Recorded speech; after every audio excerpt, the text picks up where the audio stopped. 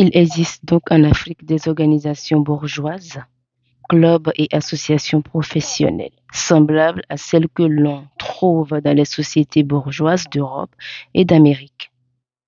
Selon la bourgeoisie, la vie politique doit se limiter aux rivalités des divers groupes possédants.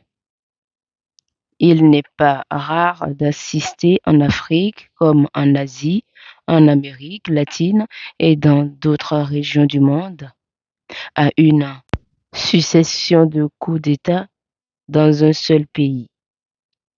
Il s'agit alors d'une lutte pour le pouvoir entre deux groupes capitalistes, car les pays d'Afrique, d'Asie et d'Amérique latine ont un même passé d'exploitation impérialiste et colonialiste, et ils sont devenus, après les mouvements d'indépendance, les satellites du néocolonialisme. Aussi, la majorité d'entre eux ont à leur tête des éléments bourgeois qui n'ont d'autre ambition que le pouvoir politique au détriment les uns des autres. Car, quelle que soit la faction au pouvoir, il n'est question que d'acquisition de biens et de statut social. D'autres facteurs tels que le régionalisme et le tribalisme entrent en ligne de compte dans la course au pouvoir qui se joue au sein de la bourgeoisie.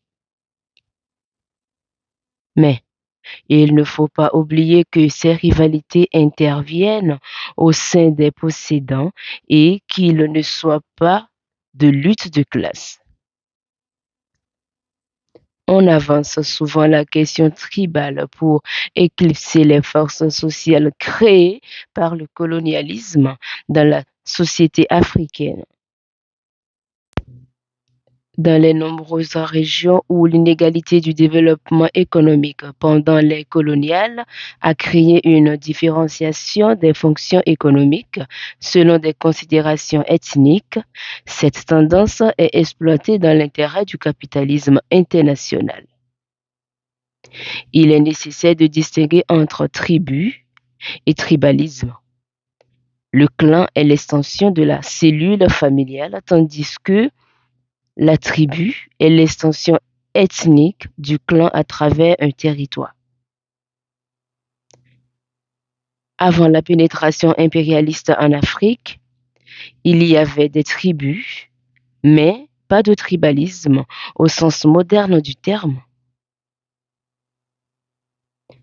Le tribalisme est un produit du colonialisme qui se sévit de survivance féodale et tribale pour lutter contre la pression des mouvements de libération nationale.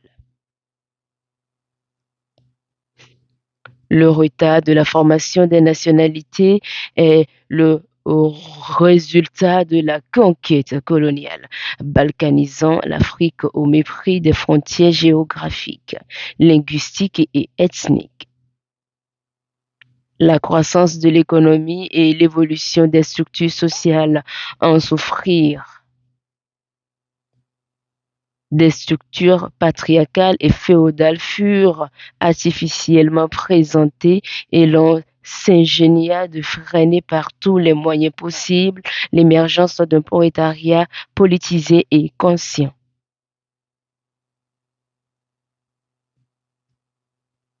Or, les modes d'exploitation capitaliste employés dans les régions minières et dans les plantations comme en Afrique du Sud et de l'Est et au Congo-Kinshasa ne pouvaient que provoquer l'émergence d'un prolétariat.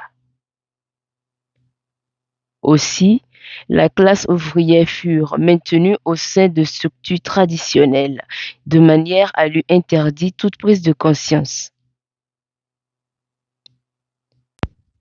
Après l'indépendance, les puissances coloniales continuaient à encourager le séparatisme et les antagonismes tribaux en aidant à la constitution de fédérations. Le néocolonialisme, sous toutes ses formes, empêcha l'établissement d'une indépendance réelle. À l'époque néocolonialiste, le tribalisme est l'instrument du pouvoir des classes bourgeoises. dans leur effort pour contenir le mécontentement des masses. Beaucoup de ces soi-disant antagonismes tribaux sont en réalité le résultat des antagonismes sociaux en rapport avec la transition d'une situation coloniale à une situation néocoloniale. Le tribalisme est la conséquence et non la cause du sous-développement. La plupart des conflits tribaux sont le fait de l'exploitation bourgeoise ou féodale en relation étroite avec les intérêts de classe de l'impérialisme et du néocolonialisme. Les chefs traditionnels se virent délaissés au profit de la nouvelle bourgeoisie urbaine, qui était en meilleure position pour défendre les intérêts du capitalisme international. On parle de conflits tribaux alors qu'il s'agit d'une lutte de classe. L'apparition de tribus dans tout pays est considérée comme un processus normal au dire du développement historique. Les tribus comme les nationalités peuvent toujours exister, mais le tribalisme politique, c'est-à-dire politique des tribus, doit être éliminé grâce à un gouvernement socialiste panafricain. Le tribalisme, et non les tribus, disparaîtra. Certains éléments de la bourgeoisie africaine et des chefs traditionnels, tels que les intellectuels révolutionnaires, sont capables de se dissocier de leur milieu d'origine et de l'idéologie propre à ces milieux. Ce sont les transfuges révolutionnaires. Ceux-là peuvent être admis dans les rangs de la révolution socialiste. Cependant, dans la plupart des pays où le développement capitaliste en est encore à ses débuts, la petite minorité bourgeoise se sent menacée par la poussée du socialisme. En conséquence, les élites bourgeoises coopèrent étroitement entre elles ainsi qu'avec les militaires. Des coups d'État néocolonialistes et bourgeois sont perpétrés par des militaires dans le but d'empêcher toute prise de pouvoir par le peuple et par les socialistes. Ces coups d'État ont l'appui de l'énorme machine néocolonialiste, car dans le but de protéger leurs intérêts, les impérialistes et les néocolonialistes apportaient leur appui à la classe privilégiée pendant l'époque coloniale. La bourgeoisie indigène et le néocolonialisme ont des intérêts communs dans le maintien de leur suprématie et des structures de l'État colonial. La bourgeoisie bureaucratique en particulier est l'enfant chéri des gouvernements qui dépensent des sommes énormes à tort pour la bureaucratie. Le Gabon, par exemple, dont la population est inférieure à 500 000 habitants, possède un parlement de 65 membres, recevant chacun 165 000 francs par an, alors que le salaire annuel de l'ouvrier moyen n'est que de 700 francs.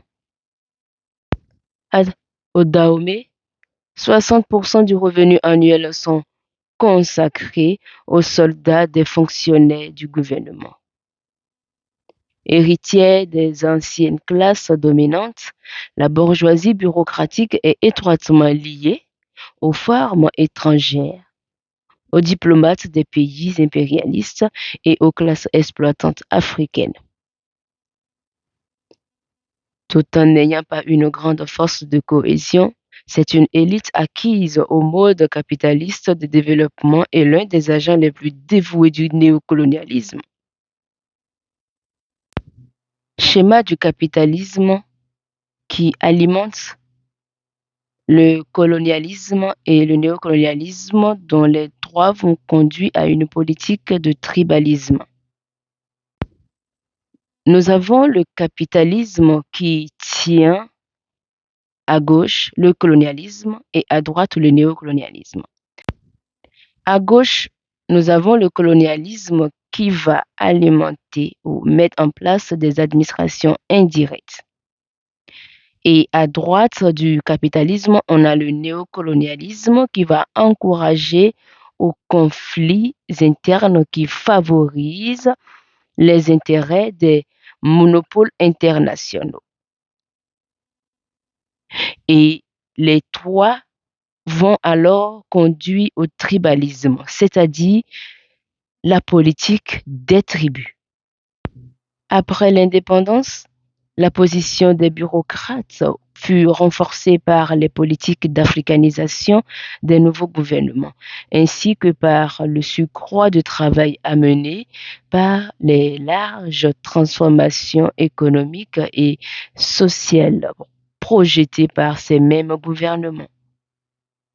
Car les bureaucrates ont la compétence administrative et technique requise pour ce travail.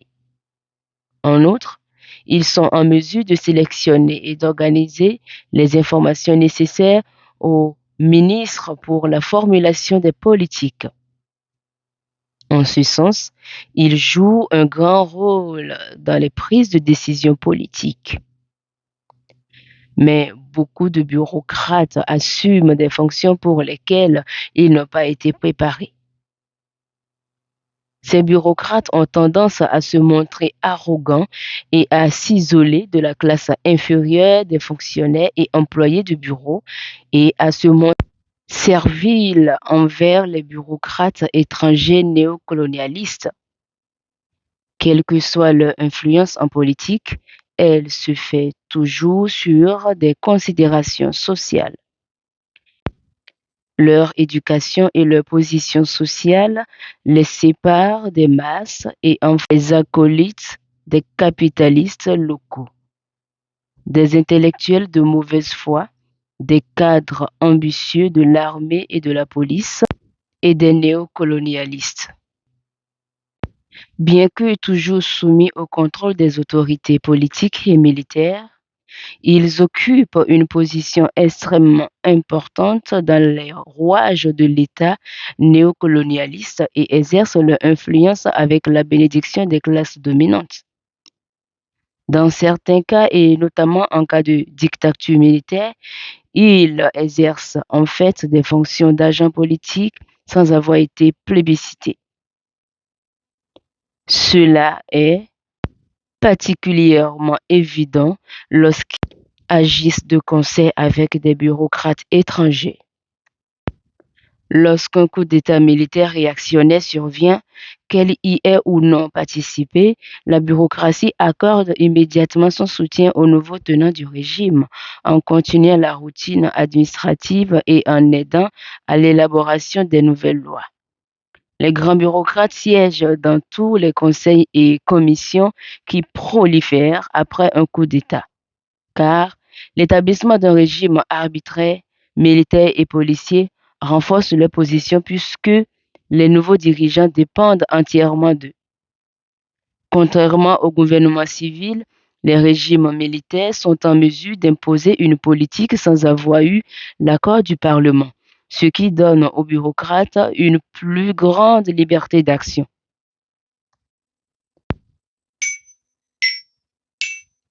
Dans beaucoup de pays, les grands fonctionnaires participent à l'élaboration des politiques. Aux États-Unis, chaque gouvernement a sa propre administration qui est partie intégrante de l'élite au pouvoir. En Grande-Bretagne, au contraire, les bureaucrates doivent se montrer apolitiques et servir le gouvernement au pouvoir, quel qu'il soit. Mais en Afrique, la bourgeoisie est associée à l'impérialisme, au colonialisme et au néocolonialisme. Tout en n'étant qu'un secteur minoritaire de la population, elle représente un danger pour les masses africaines en raison de la force que lui donne sa dépendance au capitalisme étranger bourgeois, lesquels visent à maintenir les masses paysannes et ouvrières dans un état perpétuel de sujétion. En fait, Il est impossible de dissocier les intérêts de la bourgeoisie africaine de ceux du capitalisme monopoliste international. Le déclin de l'une amènera le déclin de l'autre. L'alliance de la bourgeoisie indigène et du capitalisme monopoliste international est renforcée par la tendance grandissante des gouvernements à former des associations ou des organisations économiques régionales avec des corporations géantes, multinationales et impérialistes. Certains des gouvernements africains se disent en faveur d'un développement de type socialiste et nationalisant les industries clés sont en fait des alliés de ces corporations géantes. Ils s'associent à l'impérialisme collectif dans la continuation de l'exploitation du prolétariat rural et urbain. Ils brisent la résistance des ouvriers en interdisant ou empêchant les grèves. Pendant ce temps, les corporations raffermissent leur emprise sur l'économie africaine, sachant qu'elles ont l'appui des gouvernements. En fait, les gouvernements africains sont devenus les gardiens des corporations multinationales impérialistes, constituant ainsi un obstacle à l'avance socialiste. C'est avec l'accord de la bourgeoisie que les monopoles internationaux continuent à dépouiller l'Afrique et à déjouer les plans de la révolution africaine. Par conséquent, il s'agit de dénoncer et de mettre un terme à l'action de la bourgeoisie africaine. C'est le but de la lutte du prolétariat, tendant à la libération et à la socialisation du continent africain, faisant ainsi progresser la cause de la révolution socialiste mondiale.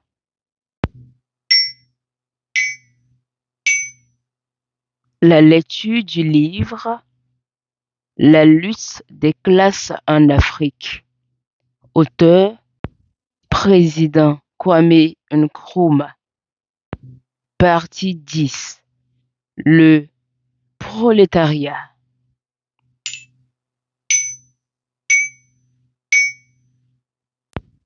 Il existe un prolétariat moderne en Afrique, bien qu'encore peu important. Il constitue le noyau essentiel de l'édification du socialisme et doit se placer dans le contexte de la lutte ouvrière internationale de laquelle il tient beaucoup de ses forces. L'émergence de la classe ouvrière en Afrique est liée à l'implantation colonialiste et capitaliste. Dans la plupart des pays africains, le prolétariat s'est peu développé en raison du peu d'industrialisation. Cependant, dans les pays plus développés économiquement, tels que l'Égypte et l'Afrique du Sud, il existe une puissante classe ouvrière. C'est dans ces pays qu'apparurent pendant les années 20 de ce siècle les premiers partis communistes africains, qui étaient composés de travailleurs, de paysans et d'intellectuels. À la même époque naquirent les partis communistes algériens, marocains et tunisiens, liés au Parti communiste français. Dans la première moitié des années 50, l'Afrique comptait déjà plus de 10 millions de salariés, dont environ 50% étaient employés dans le secteur agricole, 40% dans l'industrie et les transports et 10% dans la fonction publique et le secteur commercial.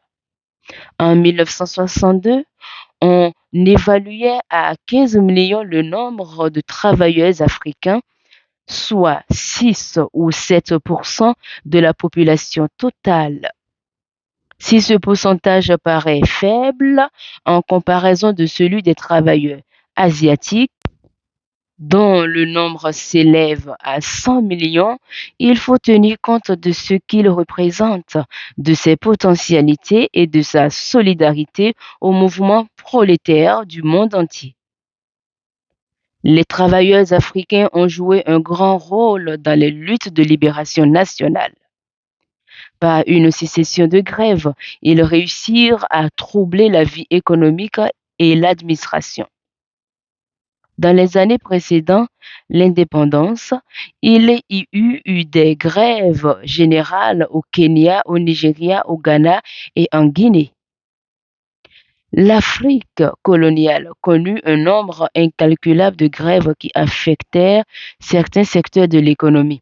La grève des mineurs durant en 1946 et les grèves affectant l'industrie du sisal en 1957 et à 1959 au Tanganyika en sont des exemples classiques. Grâce à toutes ces grèves et d'autres encore plus efficaces, les ouvriers acquirent une conscience de masse qui devint en quelque sorte une conscience de classe. C'est en Afrique du Sud que se trouve le taux d'urbanisation le plus élevé de l'Afrique. On estime qu'en 1966, le prolétariat urbain représentait approximativement une population de 7 millions. C'est ce qui a poussé certains théoriciens à dire qu'il est possible en Afrique du Sud de dépasser le stade de la démocratie pour accéder immédiatement au socialisme. À ce sujet, prenons l'exemple de la Chine où le pourcentage de la population ouvrière industrielle n'était avant la révolution communiste que d'1%. La force des armées de la libération venait surtout de l'appui qu'elle recevait des masses paysannes dont elle était issue. Actuellement, la classe ouvrière industrielle chinoise représente 3% de la population. Il appartient au prolétariat urbain d'Afrique de gagner les masses paysannes à la cause de la révolution en apportant la révolution au monde rural. Car, en général, les masses paysannes sont encore désorganisées, non révolutionnaires et illettrées. Mais l'alliance du prolétariat urbain et des masses paysannes dans la lutte pour le socialisme sont encore désorganisées, non révolutionnaires et illettrées. Mais l'alliance du prolétariat urbain et des masses paysannes dans la lutte pour le socialisme consacrera la révolution africaine. La bourgeoisie africaine et ses maîtres impérialistes et néocolonialistes ne pourront venir à bout de leur alliance. Dans beaucoup d'États africains, l'absence d'industrie à grande échelle, l'absence de qualification professionnelle et le faible niveau d'éducation des travailleurs en retardent la prise de conscience. Ils sont souvent non révolutionnaires et ont une mentalité de petits bourgeois. Au Sénégal, où la classe ouvrière est supérieure à celle de beaucoup d'autres États africains, où la population mâle ouvrière comprend 95% d'illettrés et la population féminine 99%, il existe un puissant mouvement ouvrier. Sous la domination coloniale, la lutte des ouvriers visait essentiellement l'exploiteur étranger. En ce sens, c'était plus une lutte anticoloniale qu'une lutte de classe. Et l'on en notera la nuance raciale, l'aspect socio-radical de la lutte des travailleurs africains existe toujours à l'époque néocolonialiste, tendant à négliger l'existence de l'exploitation bourgeoise indigène. En attaquant les Européens, Libanais, Indiens et autres, les ouvriers tendent à oublier l'exploiteur indigène réactionnaire. Une telle situation se retrouve dans les États colonialistes où réside un prolétariat immigrant et où le chômage sévit. Devant le mécontentement des ouvriers, le gouvernement fait en sorte que l'on tienne la présence de ces ouvriers étrangers pour responsables de la situation générale plutôt que sa propre politique réactionnaire. Ceux-ci subissent alors les vexations non seulement des travailleurs nationaux, mais aussi le gouvernement qui prend alors des mesures tendant à la restriction de l'immigration, à la limitation des chances d'embauche et même à l'expulsion de certaines catégories. Aussi, le gouvernement fait croire aux travailleurs nationaux que la présence des travailleurs immigrants est la cause principale du chômage et des mauvaises conditions de vie. C'est cela qui crée une atmosphère de tension générale, réveillant ainsi de vieilles querelles ethniques et nationales. Voilà comment, au lieu de se liguer aux immigrants pour faire pression sur le gouvernement, le prolétariat national prend le parti du gouvernement et c'est ainsi que la bourgeoisie profite de leur manque de conscience de classe pour les diviser.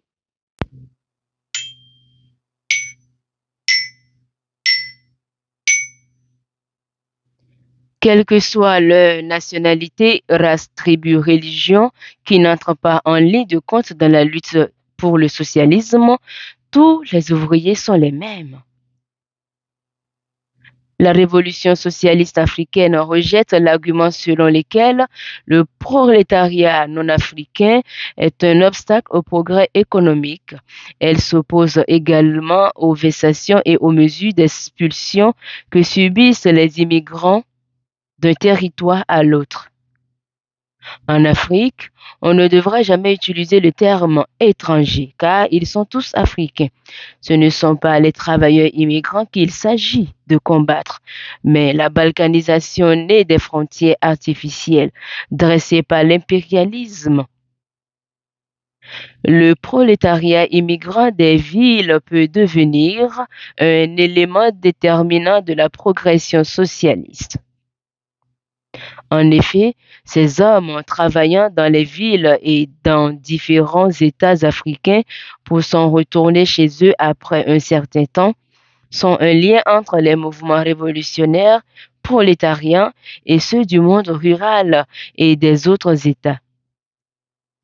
Ils sont donc un élément essentiel du processus révolutionnaire, soulignant ainsi l'importance de la mobilité permanente de la main-d'œuvre africaine qu'il est nécessaire d'organiser. Les grandes migrations sont une des caractéristiques de l'Afrique. Il y a d'une part les zones rurales, d'autre part l'immigration. Les villes sont en grande partie le produit de forces externes. Elles sont le résultat de l'économie de marché introduite par le colonialisme européen. L'une des causes de l'exode rural est la recherche de l'emploi. Viennent ensuite le désir d'acquérir les produits manufacturés, l'éducation des enfants et la tentation des avantages de la vie citadine. Les concentrations urbaines en Afrique se sont considérablement développées au cours de ces dernières années.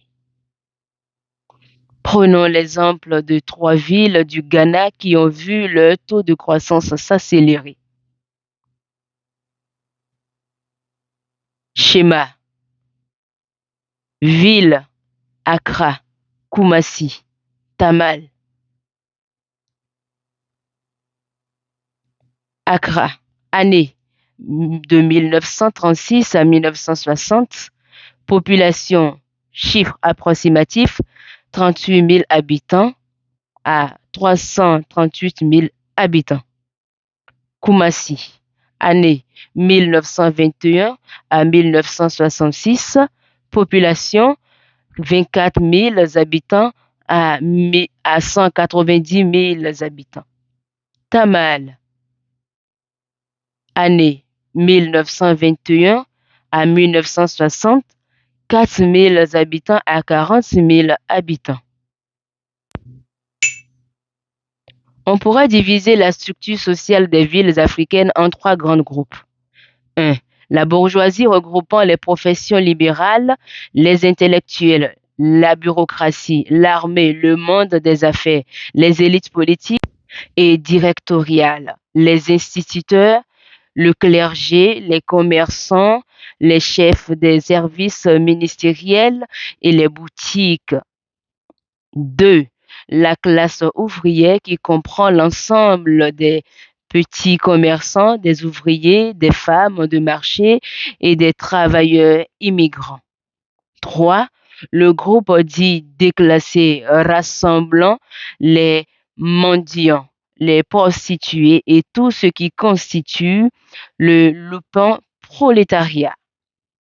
On regroupera dans cette dernière catégorie tous les jeunes qui, de familles petites bourgeoises, ont quitté leur monde rural pour venir en ville, non pas en quête d'un emploi, mais pour vivre aux dépens de leur famille. Ceux-là sont un élément important de la lutte de libération car ils ont des attaches à la fois rurales et urbaines, leur permettant de devenir des cadres révolutionnaires efficaces.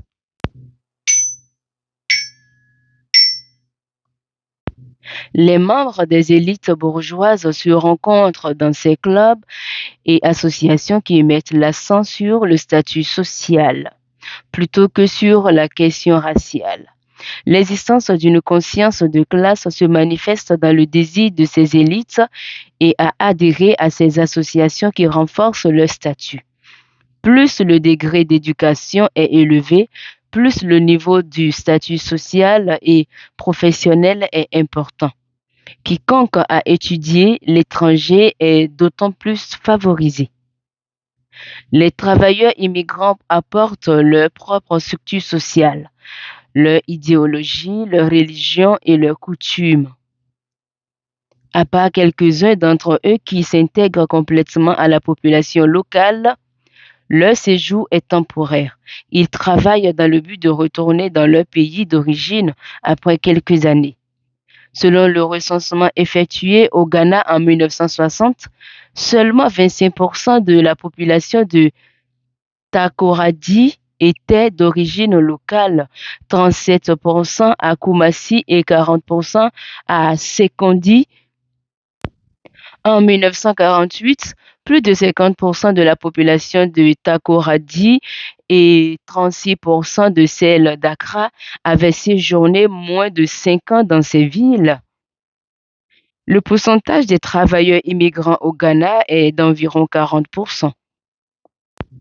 Bien que le pourcentage d'immigrants parmi les populations urbaines d'Afrique varie selon les pays, la présence du prolétariat immigrant en Afrique constitue une vaste force mobile qui pourrait devenir un facteur vital de la révolution socialiste africaine, pouvant en effet aider à l'intégration des travailleurs dans la lutte révolutionnaire et à l'infiltration dans chaque secteur de l'économie néocolonialiste et bourgeoise. Sous une domination colonialiste, le prolétariat immigrant tend à retarder le développement d'une conscience de classe et à freiner le développement des organisations ouvrières. En effet, les travailleurs immigrants forment leurs propres associations tribales, qui sont surtout des sociétés de secours mutuels. Cependant, il y eut, après la Seconde Guerre mondiale, un essor du syndicalisme africain.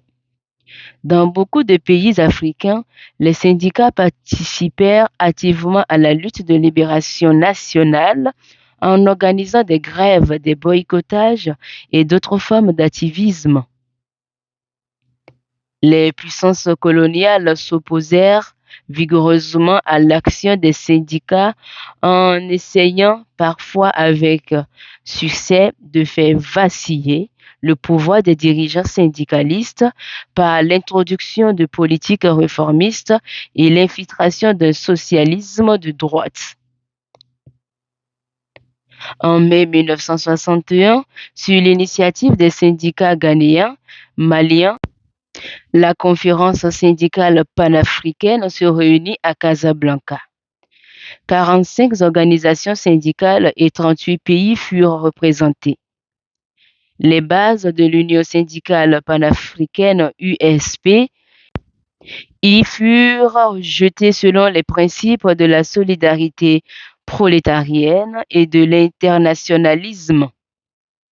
Une organisation syndicale, la Centrale syndicale panafricaine (CSP), fut fondée en janvier 1962 à la suite d'une conférence tenue à Dakar où étaient présents les délégués des organisations africaines affiliées à la Confédération internationale des syndicats libres et 8 organisations syndicales indépendantes. Aucune allusion ne fut faite dans la charte de la Confédération des syndicats africains au monopole étranger ou à l'internationalisme prolétarien. Le mouvement syndical en Afrique doit être organisé à l'échelle du panafricanisme, avoir une orientation socialiste et se développer dans le contexte de la lutte des travailleurs africains.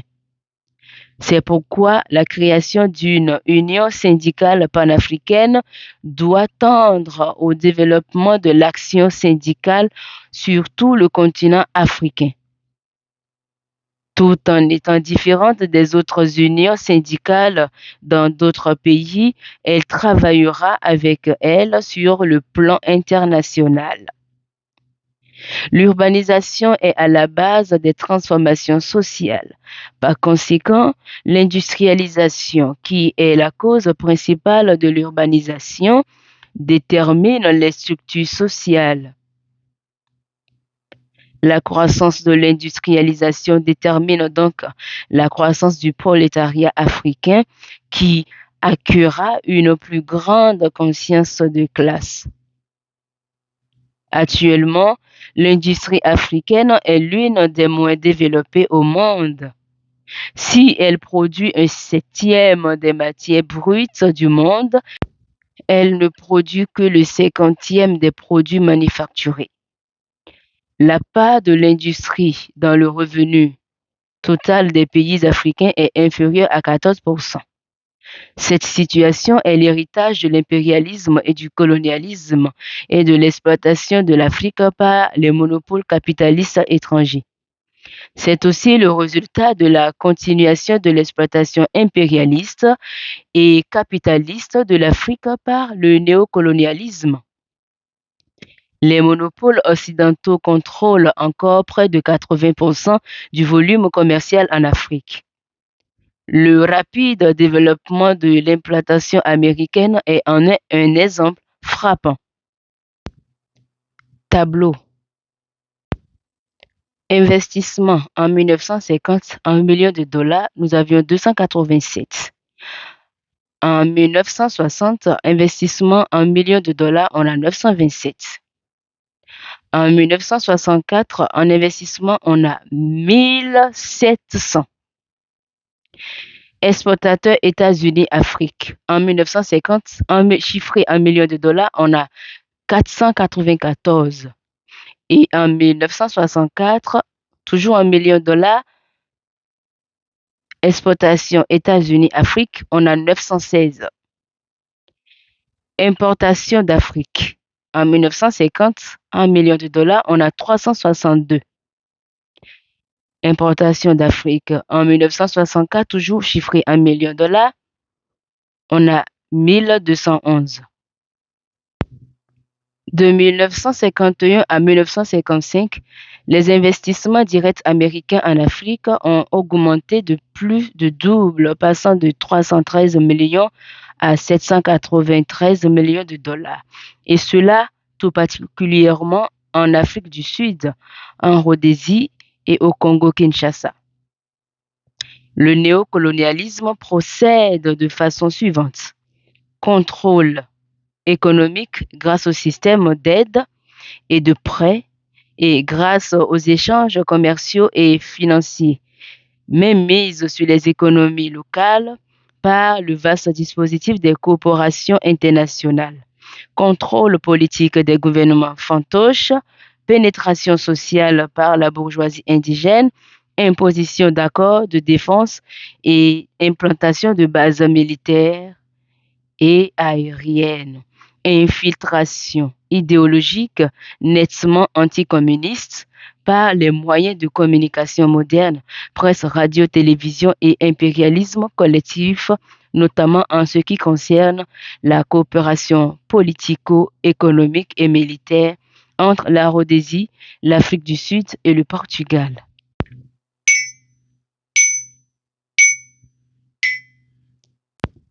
Le néocolonialisme ne peut, de par sa nature, venir à bout de ses problèmes et de ses contradictions.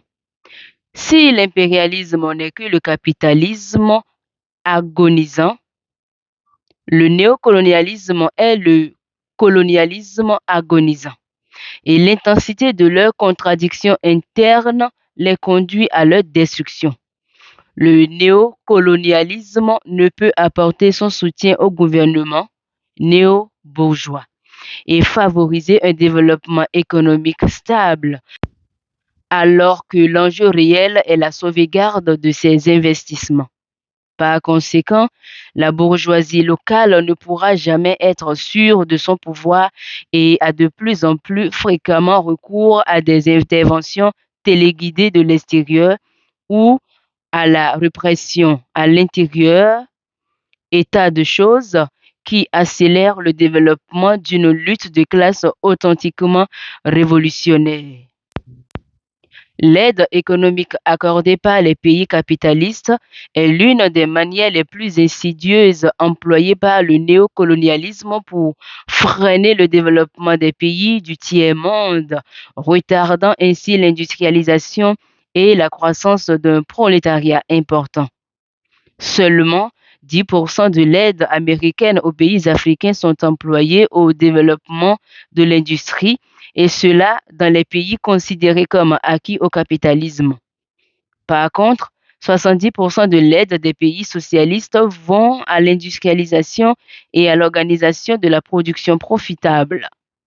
Les taux d'intérêt sur les prêts des pays capitalistes varient entre 6,5 et 8%, tandis que ceux des socialistes ne sont que de 2,5%. L'aide socialiste est surtout employée à la planification, tandis que l'aide occidentale vise le secteur privé. L'aide française à ces ex-colonies africaines se chiffre à près de 2 milliards de francs. Grâce à ces 2 milliards, la France maintient les liens culturels, politiques et économiques qui font de ces pays de grands marchés pour les exportations françaises. Pour les gouvernements français, il s'agit d'un bon investissement. Une très grande partie des sommes dépensées par l'Ouest pour l'aide bilatérale ne sortent pas du pays donataire car elles sont données sous forme d'articles de consommation ou alors ces sommes reviennent au pays donataire en remboursement à échéance relativement courte d'autres exportations. Il y a encore bien d'autres façons pour les pays donataires de récupérer les sommes qu'ils dépensent pour l'aide. Sur 100 livres que la Grande-Bretagne a dépensés au titre de l'aide bilatérale pendant l'exercice de 1964 à 66, 72,5 livres étaient destinés à l'envoi d'articles de consommation ou à l'achat de biens et de services britanniques. L'aide multilatérale permet également aux pays donataires d'affermir leur position économique. On estime que les exportations britanniques ont donné un chiffre d'affaires supérieur à 116 livres pour chaque 100 livres de l'aide multilatérale. Cela vient en grande partie des opérations de l'Agence internationale de développement AID. Ainsi, il a été récemment mené à Whitehall une enquête tendant à démontrer que pour chaque 100 livres versés à l'AID, par la Grande-Bretagne pendant l'exercice de 1964 à 66, l'AID a dépensé 150 livres en marchandises britanniques. En fait, beaucoup de projets d'aide sont destinés à équilibrer la balance de paiement des pays donataires plutôt qu'à favoriser le développement économique du pays bénéficiaire. Celui-ci doit non seulement assumer le remboursement d'une lourde dette, mais aussi accepter une dépendance politique et économique qui freine son développement et retarde sa croissance économique. Les crédits accordés par les pays capitalistes aux pays africains, asiatiques, latino-américains pour mettre en place une infrastructure sont destinés à favoriser l'exploitation par les monopoles privés. L'objectif est politique aussi bien qu'économique. Il s'agit de bloquer l'avance socialiste en donnant à la bourgeoisie indigène une part des intérêts capitalistes tout en étendant l'emprise monopoliste internationale sur les économies des pays en voie de développement. Le prolétariat rural qui se compose des petits agriculteurs et des ouvriers des plantations de coton, sisal, cacao, café, gomme, fruits citriques, etc., qui les placent dans l'orbite du commerce et de l'industrie internationaux, sont des maillons stratégiques de la chaîne des prolétaires africains en lutte.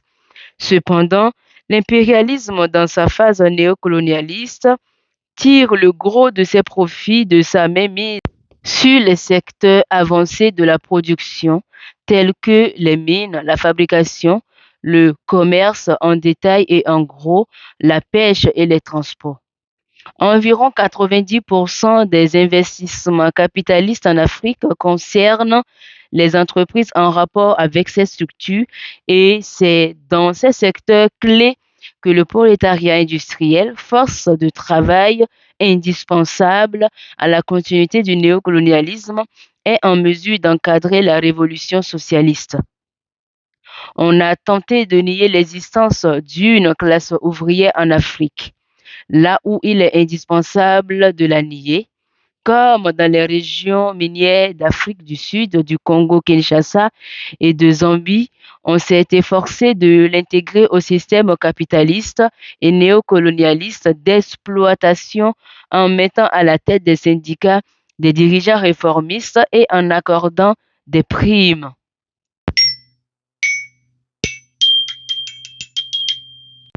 Dans certains pays africains et particulièrement dans ceux où l'industrie minière est très développée, les politiques d'africanisation sont utilisées pour apaiser le mécontentement des ouvriers et élever les salaires à un échelon extranational.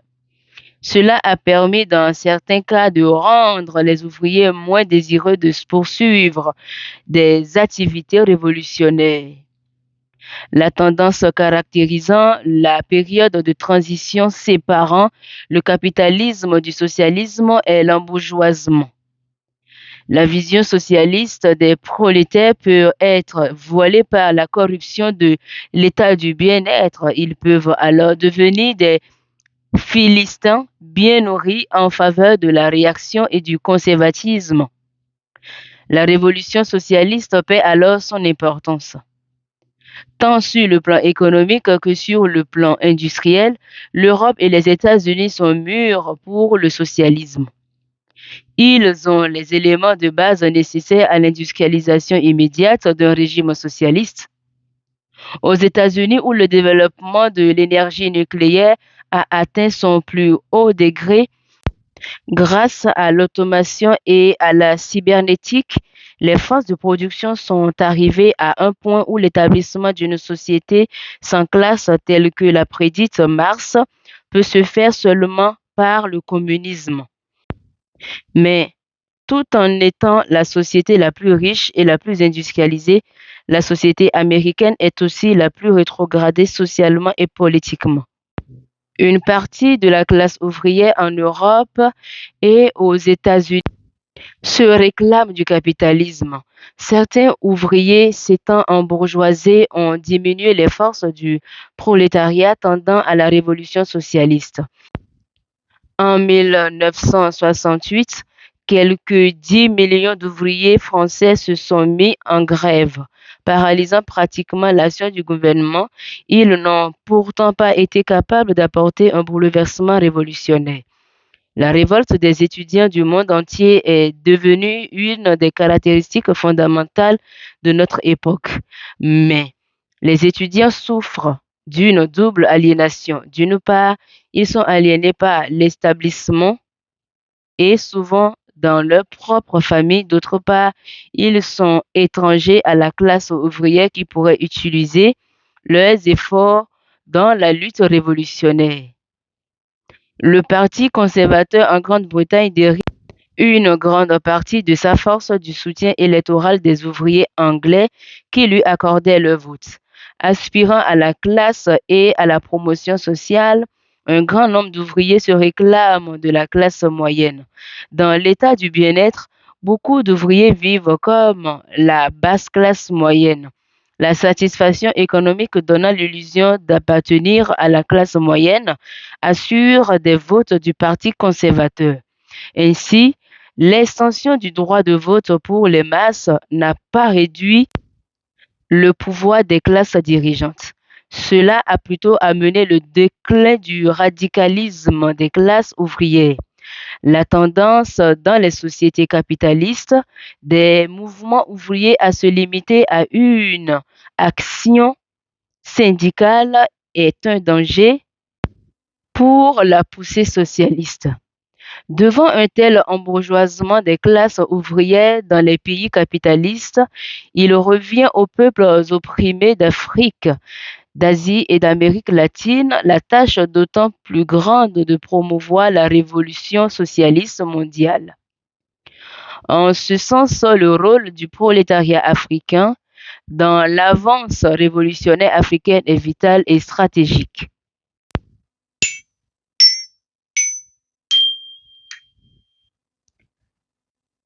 La lecture du livre La lutte des classes en Afrique. Auteur, président Kwame Nkrumah. Partie 11. Les masses paysannes. En Afrique, les masses paysannes constituent de loin le contingent le plus fort de la classe ouvrière et potentiellement l'élément fondamental de la révolution socialiste. Mais elles sont dispersées, désorganisées et généralement non révolutionnaires. Il est donc indispensable qu'elles prennent conscience et qu'elles soient encadrées par leurs alliés naturels, le prolétariat et l'intelligentsia révolutionnaire. Au sommet de la hiérarchie sociale dans les zones rurales se trouvent les propriétaires terriens féodaux traditionnels qui vivent de l'exploitation des paysans et les propriétaires capitalistes, pour la plupart absentéistes, qui vivent de l'exploitation d'une main-d'œuvre salariée. Parmi les propriétaires capitalistes qui forment la bourgeoisie rurale se range le clergé des diverses sectes et religions, vivant de l'exploitation féodale et capitaliste des paysans. La bourgeoisie rurale possède des fermes relativement grandes, un capital de la main-d'œuvre qu'elle exploite. Elle se spécialise dans la culture d'exportation. Les petits agriculteurs, que l'on pourrait ranger dans la catégorie de la petite bourgeoisie rurale, possèdent un petit capital et cultivent la terre qui leur appartient ou qu'ils louent. Ils emploient des membres de leur famille ou une main-d'œuvre salariée. En général, lorsque la terre est louée, le petit agriculteur garde environ les 2 tiers des recettes de la ferme et en donne un tiers au propriétaire. Après la petite bourgeoisie rurale viennent dans la hiérarchie rurale les paysans qui cultivent de petites portions de terre et sont souvent forcés de vendre leurs services comme journaliers. Au bas de l'échelle sociale, les ouvriers agricoles forment le prolétariat rural et ne possèdent rien d'autre que leur travail. Ainsi, la société rurale se compose donc de deux grands groupes, les exploitateurs et les exploités, que l'on pourrait subdiviser en plusieurs petits groupes. 1. les exploiteurs. Petit 1, nous avons les propriétaires de plantation. Petit 2, nous avions les propriétaires absentéistes. Petit 3, les fermiers agriculteurs possédant des fermes relativement grandes. En 4, nous avons les petits agriculteurs. Grand 2, les exploités. Petit 1, on a les paysans. 2, le prolétariat rural.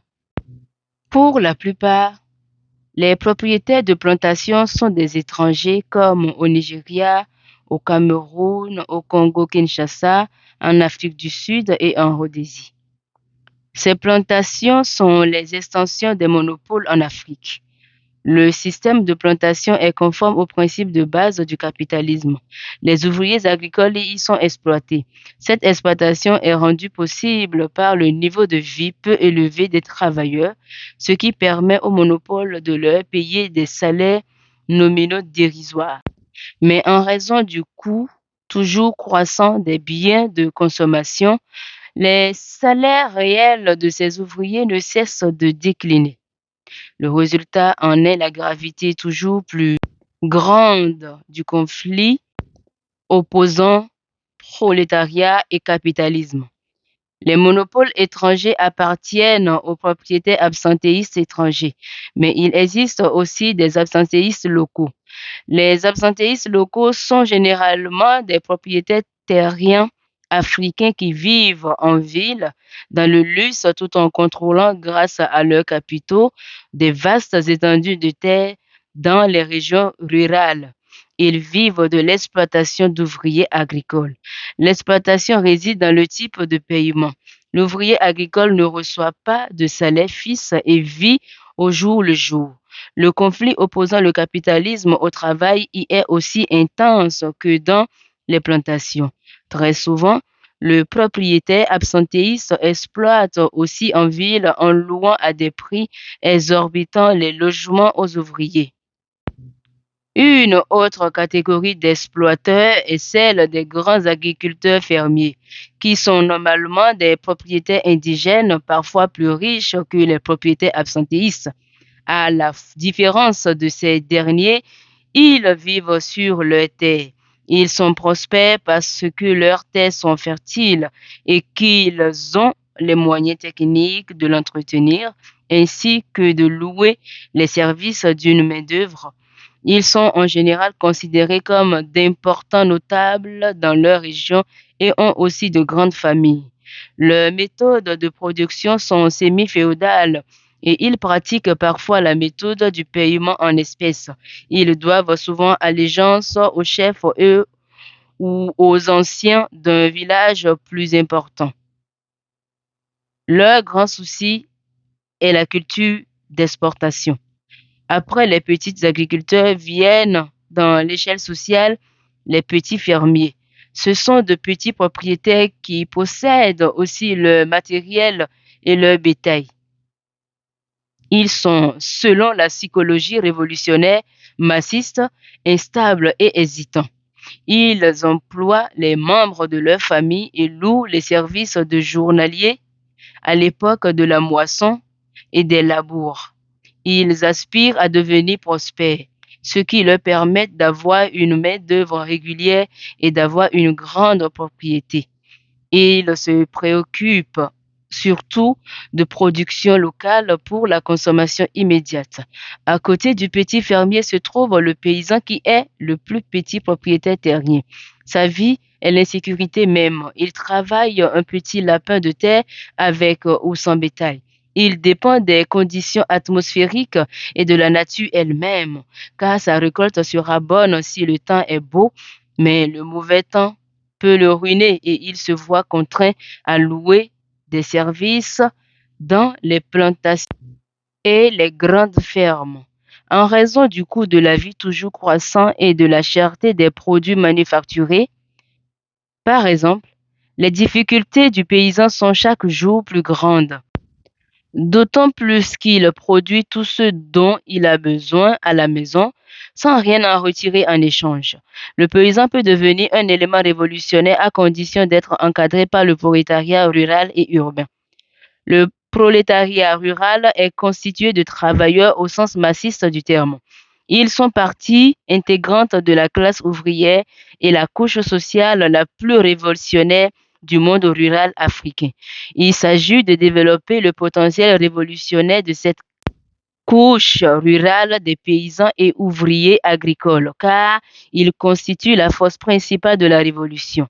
Il revient au cadre révolutionnaire la tâche primordiale de les amener à prendre conscience des réalités de leur potentiel économique et de les gagner, eux et les petits fermiers, à une méthode socialiste de production et de distribution agricole. Cela doit se faire par le développement de divers types de coopératives agricoles. Elles sont essentielles si une transition d'un mode d'agriculture privée basé sur la petite production à une agriculture moderne mécanisée socialiste doit se faire. Des coopératives de marché existantes déjà dans plusieurs pays africains et y connaissent un grand succès, bien que leurs coopératives de crédit soient moins générales en raison du manque de fonds. Mais la plus importante forme de coopération agricole est la coopérative de production qui gère la production et le mécanisme de production agricole. Ce type de coopérative en est encore à ses débuts en raison du manque de personnel qualifié pour son fonctionnement et de la rareté du matériel agricole. Seul un gouvernement progressiste saurait l'utiliser, car déjà dans les pays néocolonialistes, les coopératives ne servent que les intérêts de la bourgeoisie rurale et des monopoles capitalistes. Les élites néocolonialistes exploitent l'isolement relatif et le retard culturel des masses paysannes, les amenant ainsi à accepter leur domination politique. C'est surtout dans le monde rural que subsistent des vestiges du féodalisme. Le plus souvent, les conditions de vie des paysans n'ont pas changé depuis les époques précoloniales et coloniales. Ils doivent toujours payer de lourdes taxes et faire des travaux forcés. Lorsqu'ils émigrent en ville, ils sont généralement les victimes des exploiteurs coloniaux et néocoloniaux, tout comme les paysans d'Asie et d'Amérique latine. Les paysans africains ont longtemps souffert du féodalisme et de l'exploitation impérialiste capitaliste. Du Caire au Cap de Bonne-Espérance et des îles du Cap-Vert au Kenya et Zanzibar, la situation et les problèmes des paysans africains sont pratiquement identiques. Voilà pourquoi ils doivent se libérer de leurs liens semi-féodaux et capitalistes. L'agriculteur doit passer d'une petite production à une agriculture moderne, basée sur l'utilisation des coopératives, des instruments et des techniques des plus modernes. Actuellement, les paysans africains se basent sur la petite propriété et la petite propriété privée des moyens de production, sauf dans les régions où existe une agriculture de subsistance et un système de propriété foncière communale. Le problème de la petite production domine en Afrique occidentale. Au Ghana, 97% des fermes ont une superficie de moins de 4 hectares et 60% d'entre elles ont moins de 2 hectares. La petite exploitation agricole est un obstacle à l'extension des idées socialistes car elle amène le conservatisme, la cupidité et une mentalité bourgeoise. Sous la domination coloniale ainsi que dans les États néocolonialistes, le gouvernement a recruté beaucoup parmi les masses paysannes pour son armée et sa police car on les dit plus loyales. En fait, le gouvernement ne fit qu'exploiter l'ignorance et l'esprit de soumission et de conservatisme caractéristiques des masses paysannes illettrées dans le monde. Pendant les luttes de libération nationale, les paysans se battirent pour l'indépendance et contre le féodalisme dans les mouvements politiques créés par les dirigeants syndicalistes, les ouvriers et les intellectuels révolutionnaires. car il est indispensable que les masses paysannes reçoivent l'appui de leurs alliés naturels dans la lutte révolutionnaire socialiste.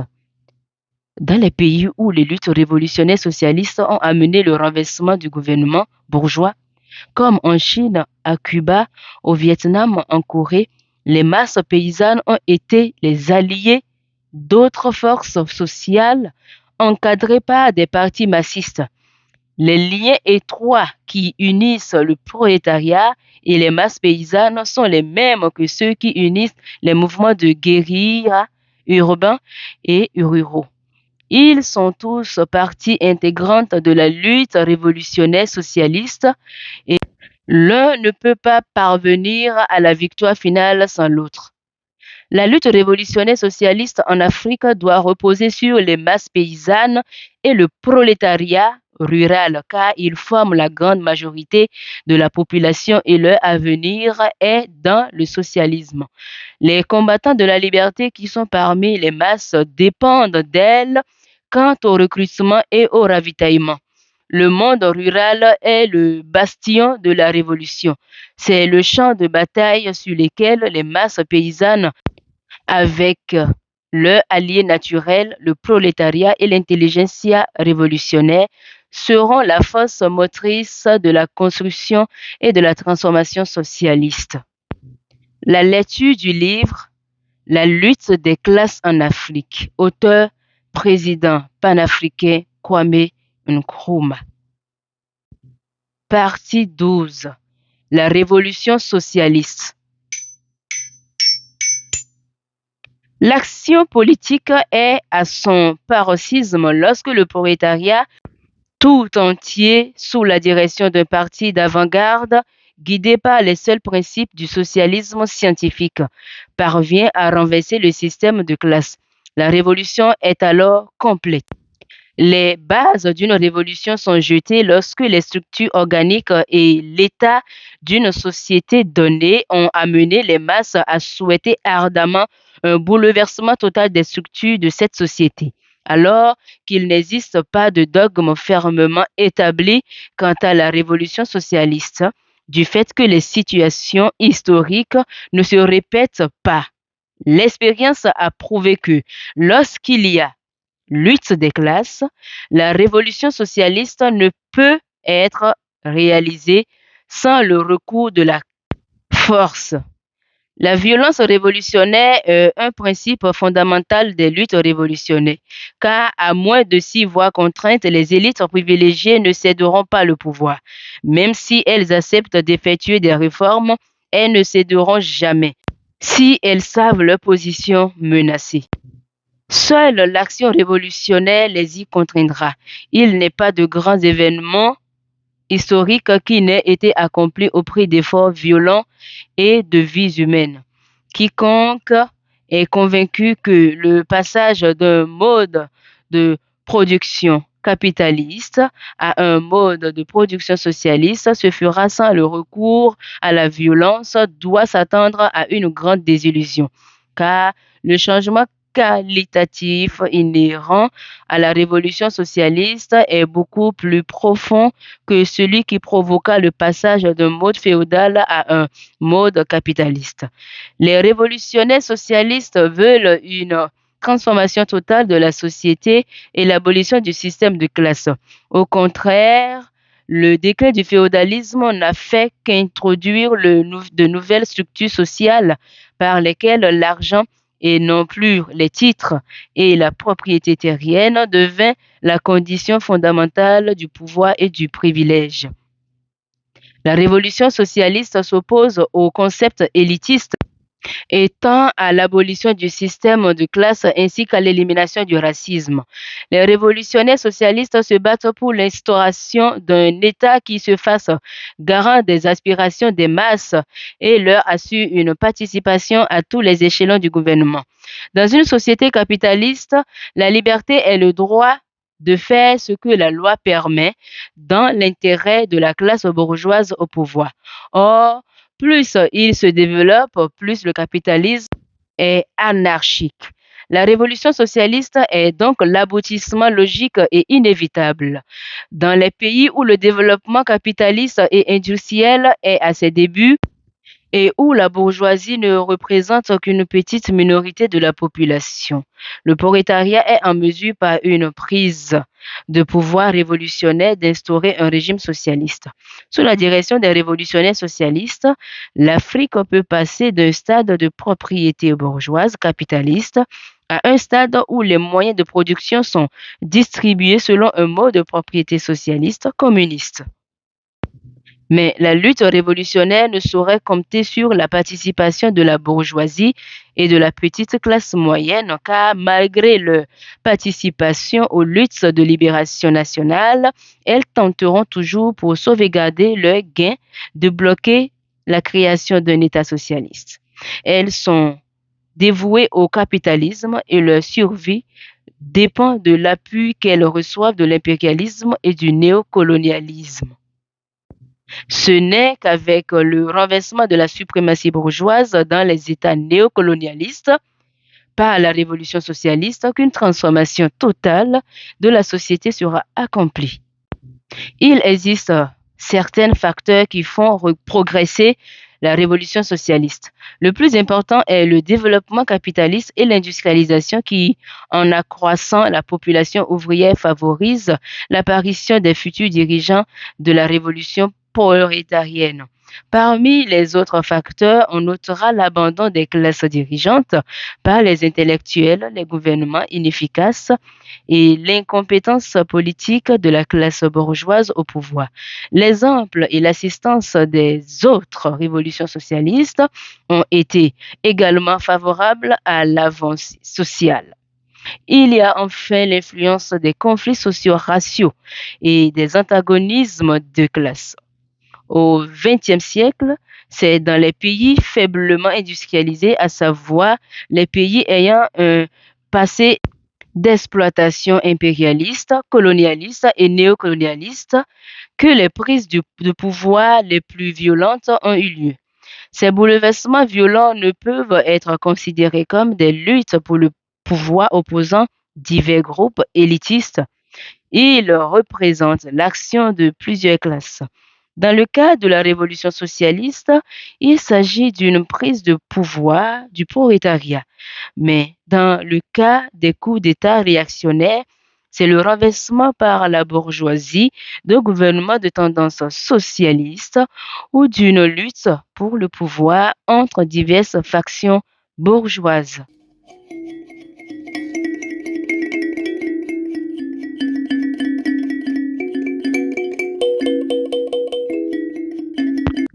En Afrique, en Asie et en Amérique latine, l'ébullition économique, politique et sociale doit être expliquée dans le contexte de la révolution socialiste mondiale. Car aujourd'hui, le processus révolutionnaire réunit trois courants: le système socialiste mondial, les mouvements de libération des peuples d'Afrique, d'Asie et d'Amérique latine et les mouvements ouvriers des pays industrialisés capitalistes. Les peuples des pays les moins industrialisés ont un rôle stratégique dans la progression révolutionnaire socialiste, en raison de leur expérience de l'impérialisme, du colonialisme et du néocolonialisme. Ils voient les problèmes d'autant plus clairement que les processus de production et de distribution n'ont pas subi l'empreinte fallacieuse de l'état de bien-être et de la corruption capitaliste. La cause de la révolution prolétaire internationale est partie intégrante des luttes de libération du monde en voie de développement, car c'est le centre des antagonismes de classe de l'époque contemporaine. Les pays du tiers-monde sont devenus les points chauds de la révolution mondiale, lançant des coups directs et mortels à l'impérialisme. L'embourgeoisement de certaines sections de la classe ouvrière internationale et l'économisme de certains dirigeants prolétaires socialistes donnent une importance d'autant plus grande aux luttes révolutionnaires socialistes des pays en voie de développement. Ainsi, à certains égards, la lutte révolutionnaire socialiste a développé un élément socio-radical. Or, s'il n'est pas dangereux de reconnaître l'émergence d'un tel facteur dans la lutte révolutionnaire, il s'agit de ne pas perdre de vue l'objectif fondamental de la révolution socialiste, la lutte des classes. Schéma de la lutte des classes. Révolution mondiale dans un rectangle, vous pointez 3 flèches. La première flèche, le système socialiste mondial. La deuxième flèche au milieu, vous mettez la lutte de libération nationale en Asie, Afrique, Amérique latine. La troisième flèche, vous mettez la classe ouvrière internationale. Les 3 flèches vont alors pointer sur la révolution africaine. Vous mettez la révolution africaine en rectangle qui va avoir maintenant 2 flèches. La première flèche, vous mettez la lutte des classes. La deuxième flèche, vous mettez guerre civile. Les 2 flèches vont maintenant se pointer sur un grand rectangle. Dedans, vous mettez victoire populaire, 3 points, libération, unité, socialisme, gouvernement panafricain.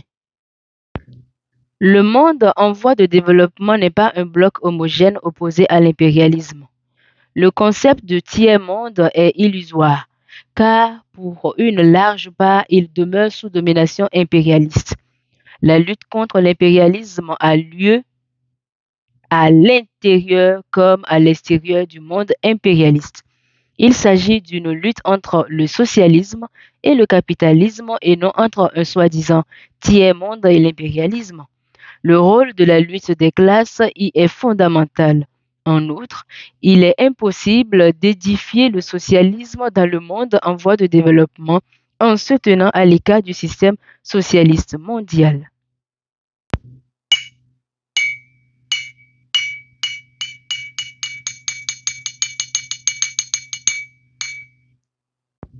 La lecture du livre La lutte des classes en Afrique. Auteur, président panafricain Kwame Nkrumah. Conclusion. Tout en se concentrant sur la destruction de l'impérialisme, du colonialisme et du néocolonialisme, la révolution africaine tend à une transformation complète de la société. Il ne s'agit plus pour les États africains de choisir un mode capitaliste ou non capitaliste de développement, car le choix a déjà été fait par les travailleurs et les paysans d'Afrique. La libération et l'unité du continent que seule la lutte armée dans le socialisme réalisera, car unité politique de l'Afrique et socialisme vont de pair. L'un ne peut être réalisé sans l'autre. Capitalisme populaire, capitalisme éclairé, paix des classes, harmonie sociale, tout cela représente des tentatives bourgeoises et fallacieuses d'endoctrinement des masses. C'est un sujet, une voie non capitaliste suivie par une union de forces progressistes. Or, un tel système ne peut convenir à l'Afrique des temps modernes, car les États africains ne peuvent choisir que l'une ou l'autre de ces 2 possibilités, ou revenir à une domination impérialiste par le capitalisme et le néocolonialisme, ou adopter les principes du socialisme scientifique. Il serait faux de prétendre que l'instauration d'un régime socialiste n'est pas possible dans les pays faiblement industrialisés où un puissant prolétariat est encore peu nombreux. L'histoire a prouvé qu'un prolétariat relativement peu nombreux, bien organisé et dirigé peut amener les masses paysannes à prendre conscience et à déclencher une révolution. Dans une situation néocolonialiste, il ne peut y avoir de compromis. Seul le socialisme peut mettre fin à l'exploitation capitaliste impérialiste.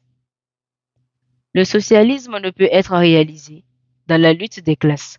En Afrique, l'ennemi interne qui est la bourgeoisie réactionnaire doit être démasqué. Il s'agit d'une classe d'exploiteurs, de parasites et de collaborateurs des impérialistes et néocolonialistes desquels dépend le maintien de leur position puissante et privilégiée. La bourgeoisie africaine est essentielle à la continuité de la domination et de l'exploitation impérialiste et néocolonialiste. Devant la nécessité de son élimination, un parti révolutionnaire socialiste d'avant-garde organisera et encadrera la solidarité ouvrière paysanne.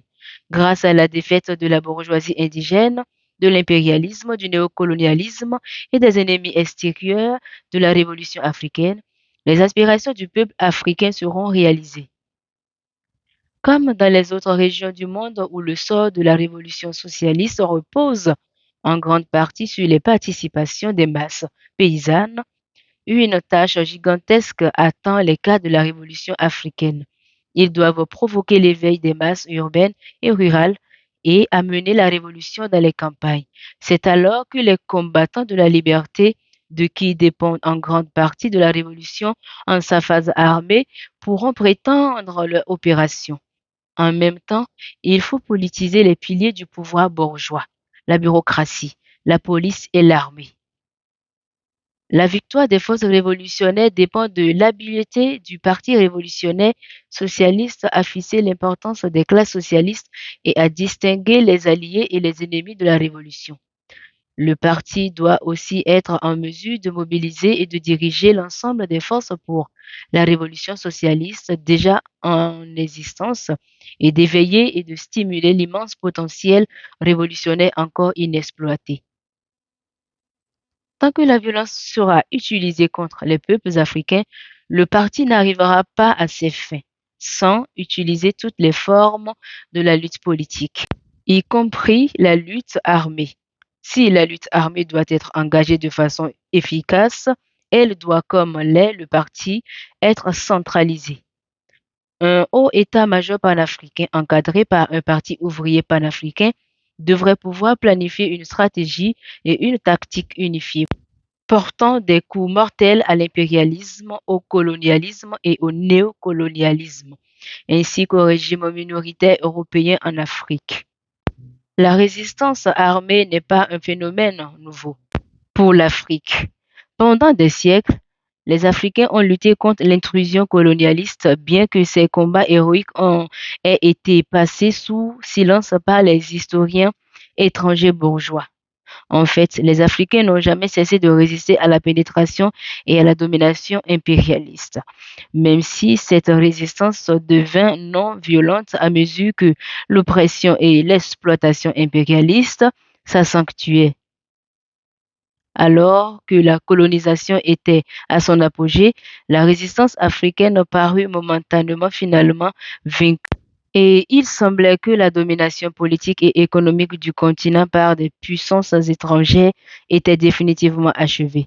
Ce n'était qu'illusion. La résistance africaine reparut après la Seconde Guerre mondiale sous forme de lutte de libération nationale. Si certaines de ces luttes de libération s'achevèrent avec succès sans le recours aux armes, d'autres ne s'achevèrent qu'après des années de combats acharnés. Schéma. Dans un rectangle, vous mettez ennemi de la révolution africaine. Il existe deux sortes d'ennemis de la révolution africaine. Vous mettez dans la première flèche les ennemis internes. On a la bourgeoisie réactionnaire féodaliste, les gouvernements fantoches, les régimes minoritaires européens. Et dans la deuxième flèche, dans un rectangle, on a les ennemis externes, impérialisme, colonialisme et néocolonialisme. Ces deux rectangles sont reliés par un trait et vous mettez sur le trait le capitalisme. Donc les deux ennemis internes et externes sont reliés par le capitalisme. Les deux se soutiennent entre eux. Point.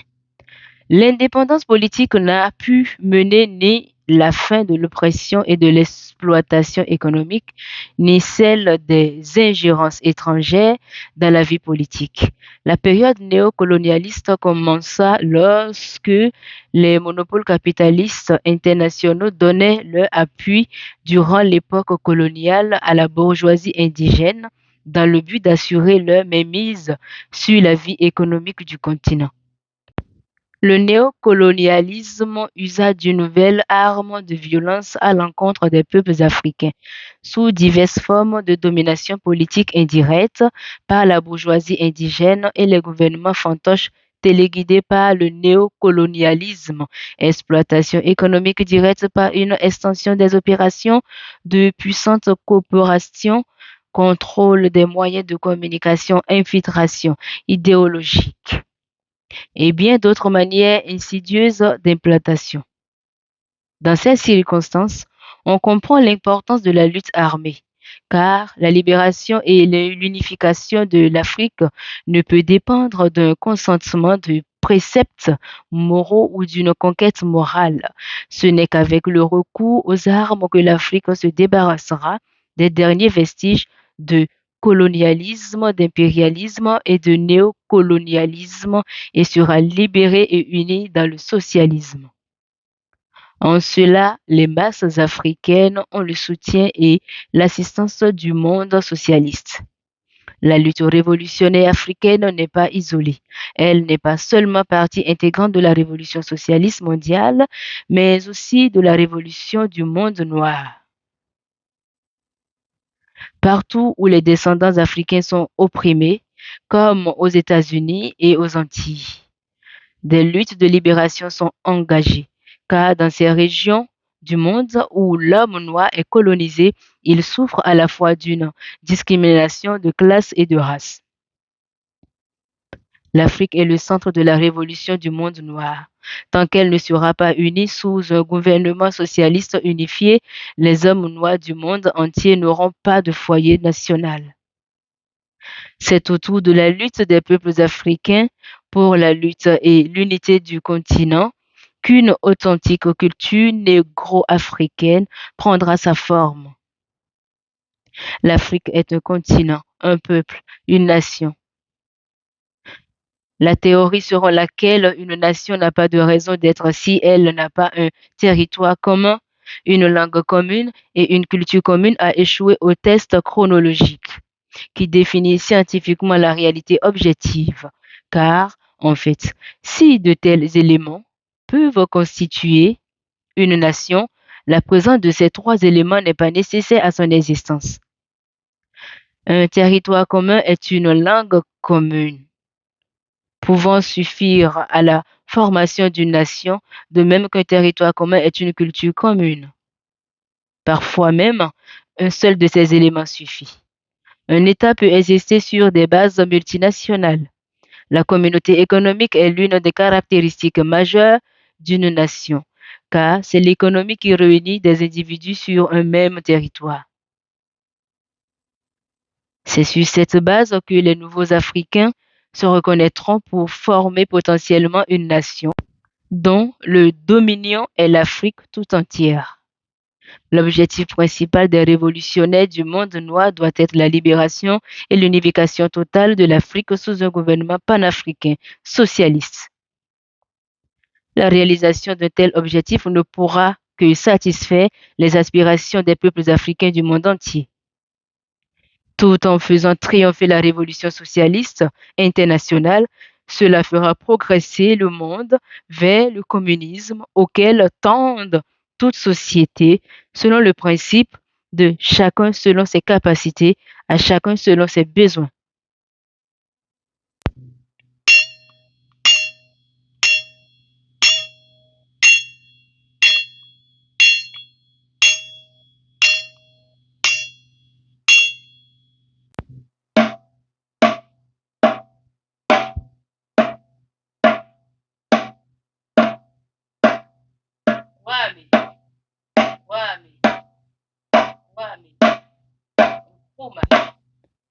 La lecture du livre La lutte des classes en Afrique.